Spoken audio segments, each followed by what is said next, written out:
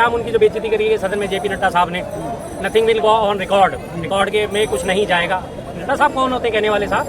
सभापति का विशेषाधिकार है, क्या रिकॉर्ड में जाएगा, क्या रिकॉर्ड से बाहर होगा, क्या रिकॉर्ड में शामिल होगा, ये कहने वाले कौन होते हैं। लेकिन उन्होंने दिखा दिया कि ये हमारे लिए कोई मायने नहीं रखते। उपराष्ट्रपति होंगे अपने घर के होंगे, लेकिन हमारे लिए कोई मायने नहीं। बात है, चलो दे रहा है दुरुस्त है, मैं तो कहता हूँ अच्छी बात है। जाट का स्वाभिमान जागा, बहुत अच्छी। ये चल रही थी कि इंडिया गठबंधन को चर्चा करने के लिए प्रस्ताव रखा था, उन्होंने उसको परमिशन दे दी।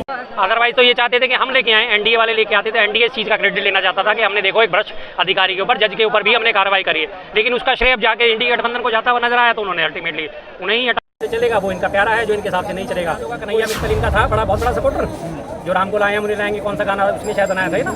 और उसके 2 दिन में उसने बीजेपी छोड़ के 2 दिन के लिए कांग्रेस ज्वाइन करी थी। क्या गालियों की बौछार पड़ी थी, कितने लोगों ने उसकी माँ बहन सबको याद कर लिया था।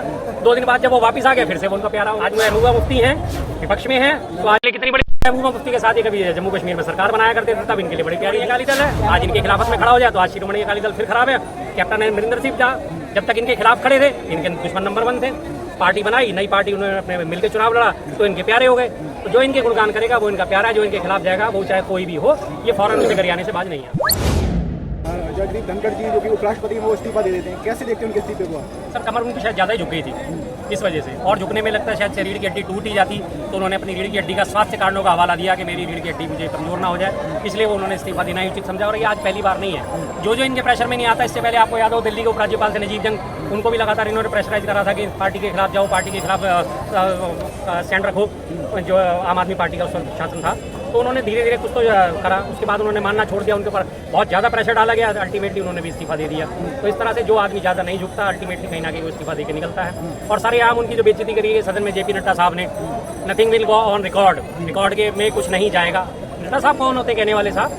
सभापति का विशेषाधिकार है, क्या रिकॉर्ड में जाएगा, क्या रिकॉर्ड से बाहर होगा, क्या रिकॉर्ड में शामिल होगा, ये कहने वाले कौन होते हैं। लेकिन उन्होंने दिखा दिया कि ये हमारे लिए कोई मायने नहीं रखते। उपराष्ट्रपति होंगे अपने घर के होंगे, लेकिन हमारे लिए कोई मायने नहीं रखते। तो जाहिर सी बात है, चलो दे रहा है दुरुस्त है, मैं तो कहता हूँ अच्छी बात है। जाट का स्वाभिमान जागा, बहुत अच्छी बात है। कहा तो जाट का स्वाभिमान बड़ी जल्दी जाग रहा था। एक जाट की जो है मिमिक्री के टाइम पे उनको जो है दिक्कत हो गई थी कि मिमिक्री क्यों करी जा रही है, जाट समाज का अपमान है। अब भी तो ये जाट समाज का अपमान था, लेकिन चलिए दे रहा है दुरुस्त है, अच्छी बात है। बाकी अंदर खाने बीजेपी में कुछ भी सही नहीं है, ये बात कहा जा रहा है कि जज को लेकर, जज वर्मा जो थे उनको लेकर कुछ खटपट चल रही थी। खटपट ये चल रही थी कि इंडिया गठबंधन को चर्चा करने के लिए प्रस्ताव रखा था, उन्होंने उसको परमिशन दे दी। अदरवाइज तो ये चाहते थे कि हम लेके आए, एनडीए वाले लेके आते थे। एनडीए इस चीज का क्रेडिट लेना चाहता था कि हमने देखो एक भ्रष्ट अधिकारी के ऊपर, जज के ऊपर भी हमने कार्रवाई करी है। लेकिन उसका श्रेय जाके इंडिया गठबंधन को जाता हुआ नजर आया, तो उन्होंने अल्टीमेटली उन्हें ही हटा चलेगा। वो इनका प्यारा है जो इनके साथ से नहीं चलेगा। वो इनके चाहे इनके अपने कार्यकर्ताओं का हाल देख लीजिए। आपको याद होगा कन्हैया मित्तल इनका था बहुत बड़ा सपोर्टर, जो राम को लाए मुझे लाएंगे, कौन सा गाना उसने शायद बनाया था ना। और उसके 2 दिन में उसने बीजेपी छोड़ के 2 दिन के लिए कांग्रेस ज्वाइन करी थी। क्या गालियों की बौछार पड़ी थी, कितने लोगों ने उसकी माँ बहन सबको याद कर लिया था। 2 दिन बाद जब वो वापस आ गए, फिर से वो उनका प्यारा हो गया, दुलारा हो गया। आज महबूबा मुफ्ती हैं, विपक्ष में है, तो आज कितनी बड़ी महबूबा मुफ्ती के साथ ही कभी जम्मू कश्मीर में सरकार बनाया करते थे, तब इनके लिए बड़ी प्यारी थी। शिरोमणि अकाली दल है, आज इनके खिलाफत में खड़ा हो जाए तो आज शिरोमणि अकाली दल फिर खराब है। कैप्टन अमरिंदर सिंह जब तक इनके खिलाफ खड़े थे, इनके दुश्मन नंबर 1 थे। पार्टी बनाई, नई पार्टी उन्होंने अपने मिलकर चुनाव लड़ा, तो इनके प्यारे हो गए। तो जो इनके गुणगान करेगा वो इनका प्यारा है, जो इनके खिलाफ जाएगा वो चाहे कोई भी हो, ये फौरन उसे गरियाने से बाज नहीं है। ऑपरेशन सिंदूर को लेकर संसद में चर्चा होनी थी, मोदी जी लेकिन जो है लंदन घूम गए। बिल्कुल कमियां निकलेंगी ना। हमारे एयर चीफ मार्शल ने क्या कहा था कि हमारे यहाँ कॉन्ट्रैक्ट तो हो जाते हैं, हवाई लूटने के लिए कॉन्ट्रैक्ट साइन कर दिए जाते हैं, लेकिन कोई भी कॉन्ट्रैक्ट समय पर पूरा नहीं होता, हमें कोई भी सैन्य साजो सामान वक्त पर नहीं मिलता है। तो ये पोल खुलनी थी। उसके बाद जो बार बार ट्रम्प साहब हमारे बार बार धमकी देके कह रहे मैंने व्यापार की वजह से युद्ध रुकवाया, उसके ऊपर जवाब देना पड़ जाता। तो इसलिए अब जवाब देने की तो साहब की आदत है ही नहीं, जिम्मेदारी छोड़ के भागने की तो बहुत पुरानी आदत है, आज की थोड़ी है, कोई बहुत पुरानी आदत है वो। ट्रम्प ने तो ये भी कहा है कि 5 जहाज जो है सुरक्षा विमान गिरे। बिल्कुल बिल्कुल, तो देश को जानने का है, 5 पाकिस्तान के गिरे, बहुत अच्छी बात है, बहुत खुशी होती है। लेकिन आप खुल के बताइए तो सही, आइए सदन में बोलिए कि 5 के 5 हमने पाकिस्तान के गिरा है, बोलिए क्या दिक्कत है। नहीं बोल पाएंगे ना, क्योंकि इससे पहले आपने एक और सैन्य अधिकारी का बयान आपने सुना होगा, हमारे सीडीएस साहब का भी सिंगापुर में बयान होगा कि हाँ हमारा नुकसान तो हुआ है, लेकिन हम ये नहीं बताएंगे कि कितना हुआ है। हवाई जहाज गिरे हैं, लेकिन हम ये नहीं बताएंगे कितने गिरे हैं। मान गए ना इस बात को? भाई साहब अपनी कमियां मानना तो बहादुरी का काम होता है। आप अपनी कमियां मानेंगे तभी उनको आप परिष्कृत करके आगे बढ़ पाएंगे। अगर आप अपनी कमियां ही नहीं मानेंगे तो आप आगे कैसे बढ़ पाएंगे। मेरा बच्चा मैथ में फेल हो जाता और मैं उसे कहूँ बेटा तू फेल हो गया, ना ना ना मैं तो पास हूँ। अरे बेटा अपनी तू कमियां मानेगा, तेरे को कहाँ फार्मूले लगाने नहीं आए, कहाँ तेरे को जमा घटा जोड़ भाग में परेशानी हुई, जब तू उनको रेक्टिफाई करेगा तभी तो आगे बढ़ पाएगा, तभी तो डिसीजन लेके आ पाएगा। हमारी रक्षा प्रणाली में क्या कमी रहेगी, इसी चीज का आकलन हमें करने को मिलेगा ना कि क्या गड़बड़ हुई हमारी। अगर हमारे विमान गिर भी गए, हमारे लिए दुख की बात है, हमारे लिए विमान गिरे दुख की बात है, कोई इसमें हमारे लिए शान शौकत नहीं है। लेकिन गिरे तो क्यों गिरे? कौन सी हमारी विमान भेदी तोपें काम नहीं कर पाई, कौन सी हमारा रडार काम नहीं कर पाए, कौन से हमारे रक्षा विमान भेदी जो है उपकरण काम नहीं कर पाए, जिसकी वजह से हमें नुकसान झेलना पड़ा। तो आगे चल के वो सब चीज़ें कामयाब हमें तब बनाएंगी जब हम उनको रेक्टिफाई करेंगे। आज ट्रम्प का एक और बयान आया है, जो वहाँ फेसबुक, गूगल, मेटा, ये सब बड़ी कंपनियां हैं, उनमें भारतीयों को नौकरी नहीं दी जाएगी। देख लीजिए कितना जोरदार तमाचा मारा ट्रम्प ने, और इसी ट्रम्प के लिए कभी कहा जाता था अब की बार ट्रम्प सरकार। अब देख लीजिए कि क्या इज्जत है, विश्व गुरु का डंका कितना जबरदस्त बज रहा है। दोस्ती में दरार क्यों पड़ रही है? सर दोस्ती में तो सीधा सीधा छुरा घोप दिया है, दोस्ती है कहाँ? दोस्ती कहाँ है? ये तो मौके की दोस्ती थी, जबरदस्ती एक ट्रम्प का आयोजन करा गया था ना, हाउडी मोदी और हाउडी ट्रम्प का आयोजन करा गया था। उसके बाद से उसका भुगता किसने? जब इन्होंने हाउडी ट्रम्प और ये बुलाया था, उसके बाद ही कोरोना की आहट हो चुकी थी। राहुल गांधी जी ने चेताया था, भाई विदेश से आने वाली फ्लाइटें बंद कर दीजिए, देश में कोरोना फैल सकता है। लेकिन ये अपनी सरकार गिराने में मस्त थे और हाउडी ट्रम्प करने में मस्त थे। उसके बाद मार्च में जब इन्होंने सरकार गिरा दी थी मध्य प्रदेश, उसके बाद देश में लॉकडाउन लगाया, जिसका भुगतान किसने करा? आम आदमियों ने। 4 लाख मौत पहले साल हुई और दूसरी बार में 44 लाख से ऊपर मौतें हुई, तो भुगतान किसने करा? लेकिन ये तो अपने मत थे ना। आज देख लीजिए उसी ट्रम्प ने क्या हालत करके रख दी है इनकी।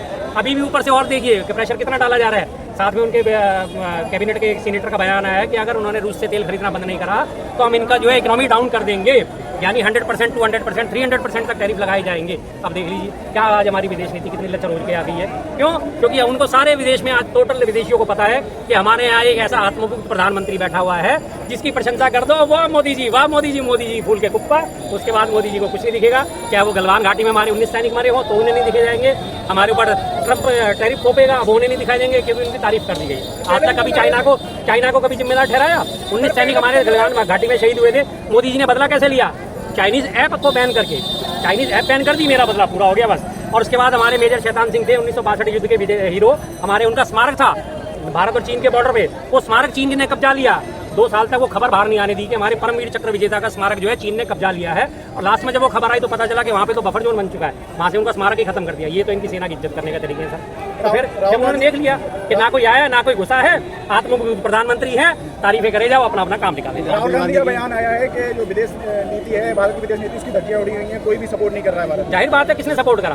पहलगाम मामले में कहीं देख लीजिए, किसी एक देश का बयान ये दिखा दीजिए कि हम भारत के साथ खड़े हैं। बयान सबके आए, लेकिन क्या कहा था? हम आतंकवाद के खिलाफ हैं, हम आतंकवाद का समर्थन नहीं करते। लेकिन भारत देश का नाम नहीं डाला गया पूरे वक्तव्य में, कहीं भी भारत का नाम नहीं था। और चीन और तुर्की खुल के खड़े हो गए थे। और इसी तुर्की को हमारे इन्हीं प्रधानमंत्री साहब ने 20 मिलियन डॉलर की मदद भेजी थी, दवाइयाँ भेजी थी, उपकरण भेजे थे। तुर्की में भूकंप आया था, लेकिन एक आम आदमी वहाँ पे हमारे फिल्म अभिनेता जो बहुत पहले गया था, आमिर खान, उसको टारगेट करना शुरू कर दिया कि देखो ये तुर्की के साथ खड़े, इसका बाइकआउट करो। प्रधानमंत्री का बाइकआउट क्यों ना करा जाए? जब 20 मिलियन डॉलर की मदद आप भेज रहे हो तो क्यों ना करा जाए? चीन से आप बात करते हो कि चीन को लाल आंखें दिखाने की, और चीन का व्यापार हमारा आज 112 अरब डॉलर हो चुका है 2023 और 24 का व्यापार का जो है। और हमारे यहाँ से निर्यात कितना हुआ है? मात्र 12 अरब डॉलर का। 100 अरब डॉलर का सीधा सीधा व्यापार घाटा है चीन से माल मंगाने में हमें। लेकिन नहीं, कुछ नहीं, मेक इन इंडिया कहाँ है फिर? तो जब उन्होंने सबने देख लिया ना, सिर्फ ये कि जब उन्होंने देख लिया था कि ना कोई आया ना कोई घुसा है, इसका मतलब ये तो प्रधानमंत्री ऐसा है, इसकी तारीफें करे जाओ और इससे मनमर्जी का काम निकाले जाओ। राहुल गांधी ने ये भी कहा कि मुझे संसद में बोलने नहीं दिया जाता है, मेरा माइक बंद कर दिया जाता है और विपक्षी करने की शोर मचाते हैं, जबकि मैं एक नेता प्रतिपक्ष हूँ। कैसे? बिल्कुल है, जाहिर सी बात है, नेता प्रतिपक्षी बात सुननी चाहिए। अगर आपके पास 240 सीटें बीजेपी के पास, तो इंडिया गठबंधन के पास भी 233 सीटें, आधी आबादी का प्रतिनिधित्व वो भी कर रहे हैं। अगर आपको 23 करोड़ वोट मिले हैं तो 19 करोड़ वोट जो है इंडिया गठबंधन को भी मिले हैं। 19 करोड़ लोगों की आवाज आज संसद में बैठी है, 235 सांसद है, उनकी आवाज आप कैसे बंद करोगे? आप ये साहब कहते हो कि तानाशाही किसके बाद? तानाशाही 75 का हवाला देते तो आज की जो तानाशाही इसके बारे में बात क्यों नहीं करते? तानाशाही यही होती है, और कैसी तानाशाही चाहिए? लोगों को बोलने नहीं दिया जाता। उत्तर प्रदेश में और ये मध्य प्रदेश में आप देखिए, बिहार में अभी बिहार चुनावों की अजीत अंजुम साहब हैं पत्रकार, उन्होंने बात उठाई, क्या करा उनके साथ? उनके ऊपर FIR दर्ज करा दी गई। क्यों? क्योंकि उन्होंने आवाज उठाई थी। उन्होंने कहा ठीक है कोई बात नहीं, बिहार में अगर मिड डे मील का कोई पत्रकार दिखा देता है, नमक रोटी दी जाती है, उसके ऊपर आवाज उठाई तो बिहार उसको जेल कर दी गई। उत्तराखंड में अंकिता भंडारी हत्याकांड हुआ था, उसकी आवाज उठाई पत्रकार आशुतोष ने, उसे नंगा करके इंटरव्यू में बैठा के उसकी फोटो सर्कुलेट कर दी गई, देखो पत्रकारों का ये हाल होता है। फिर आप कहते हो कि नहीं 11 साल बेमिसाल, इसीलिए हम कहते हैं कि 11 साल बेहाल। क्या सर अगला उपराष्ट्रपति बिहार से है? जी, क्या आप अगला उपराष्ट्रपति बिहार से देखते हैं? सर मैं अभी कहीं से नहीं देखता, मुझे नहीं लगता कि कहाँ से कौन कितना रीढ़ की हड्डी झुकी हुई किसकी आती है, कौन अगला उपराष्ट्रपति होगा। मुझे इस बारे में आकलन मैंने अभी तक नहीं करा कि कौन कहाँ से आ पाएगा। बिहार से हो सकता है, कयास लग रहे हैं कि शायद, क्योंकि नीतीश जी का जो है आपको पता है कि ग्राफ तो बिल्कुल खत्म हो चुका है। नीतीश जी को इन्होंने किनारे लगा दिया, तो जाते जाते वो हो सकता है उन्हें उपराष्ट्रपति पद से नवाज दें और ये बीजेपी वहाँ पर सरकार बनाने में कोशिश में लगी हुई। पिछले 2 दिन से राहुल गांधी के against Smriti Irani continuous tweet कर रही हैं, क्या ये नया हथियार चलाया जा रहा है बीजेपी के द्वारा? कुछ नहीं है जी, चला हुआ कारतूस है, बेचारी फिर से चर्चा में रहने के लिए कर रही है बात। क्या करेंगी? हार चुकी हैं, किशोरी लाल शर्मा जी उन्हें हरा चुके हैं। और राहुल गांधी जी के बड़प्पन देखिए, जब हारने के बाद लोगों ने, तमाम कांग्रेसी सपोर्टर्स ने उनके ऊपर आरोप लगाने शुरू कर दिए, उनका मजाक करवाना शुरू कर दिया। राहुल गांधी ने साफ कहा था नहीं, हार जीत चलती रहती है, किसी भी महिला के आत्मसम्मान के साथ, गरिमा के साथ छेड़छाड़ बर्दाश्त नहीं की जाएगी। लेकिन आज वो फिर चर्चा में बने रहने के लिए कुछ ना कुछ आज ही मैं उनके दिमाग की अगर मैं बात करूँ तो आज ही मैं उनका एक बयान पढ़ रहा था कि जब मैं बहुत छोटी थी, जब मैं 1-2 महीने की थी, तब भी मैं जो है प्रचार में गई थी। और मैं सबसे पहले कब प्रचार में गई? विजय कुमार मल्होत्रा जी के प्रचार में गई, जब मैं 3 महीने की थी। 3 महीने का बच्चा कोई प्रचार कर सकता है? और वो देख इसको ये इंटरव्यू रूबिका लियाकत को, 3 महीने का बच्चा कोई, अगर आपको चाहिए तो मैं वीडियो प्ले कर सकता हूँ। क्या 3 महीने का बच्चा कोई प्रचार कर सकता है? तो कैसी उल्टी सीधी वो बातें कर रही है, तो कैसी बात कर रही है? सोच सकते हैं कि क्या उनकी क्रेडिबिलिटी है। बीजेपी में खासियत है उल्टे सीधे बयान दो और सबसे पहले टारगेट करो राहुल गांधी जी।